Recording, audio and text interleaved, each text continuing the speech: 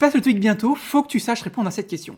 The flowers in the garden, blablabla, wonderful. Smell, smelled, are smelling ou have smelled. Donc ça, c'est une question sur les temps en anglais. Smell, c'est du présent. Donc le présent, c'est pour exprimer une vérité générale, des faits généraux, quelque chose comme ça. Ce qui va ici, tu vois, les fleurs dans le jardin sentent bon. C'est quelque chose de vrai, pas vraiment tangible, tu vois. C'est pas une action, c'est vraiment une vérité générale. Donc selon moi, c'est ce qui colle le mieux. Smelled, c'est du past simple, ok.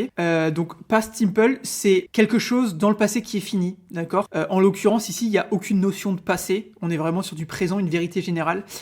Are smelling, c'est du présent continu, donc c'est une action en cours maintenant. Smell, c'est pas vraiment une action, c'est plutôt une information, tu vois, un fait, plutôt qu'une action. Donc ici, le are smelling, ça va pas. Et puis le have smelled, c'est du present perfect. Et le present perfect, c'est quelque chose qui a commencé dans le passé et qui a un impact dans le présent. Ici, ça va pas vraiment parce que le fait que les fleurs sentent bon, c'est plutôt une vérité générale et ça prend le dessus sur le present perfect en fait. Le present perfect, genre le have smelled, on aurait eu dans la phrase genre since quelque chose ou for, tu vois, since 2001, for 2 years ago, tu vois, quelque chose comme ça.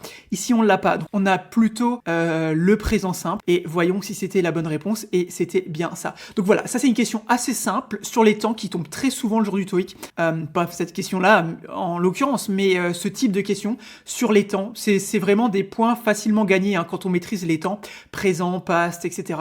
D'ailleurs, si jamais vous voulez vous lire les cours là-dessus, on a plein de cours, enfin on a écrit tous les cours. Donc vous allez sur top-students.com/blog où vous vous inscrivez direct, ou si vous voulez pas vous embêter, tu mets un commentaire et puis je t'enverrai le lien direct si tu veux pas t'embêter. Donc voilà, quoi dire d'autre? Si jamais t'as appris quelque chose, n'hésite pas à t'abonner et à liker. Et puis moi je te dis du coup à demain pour une nouvelle vidéo TOEIC. Allez, ciao!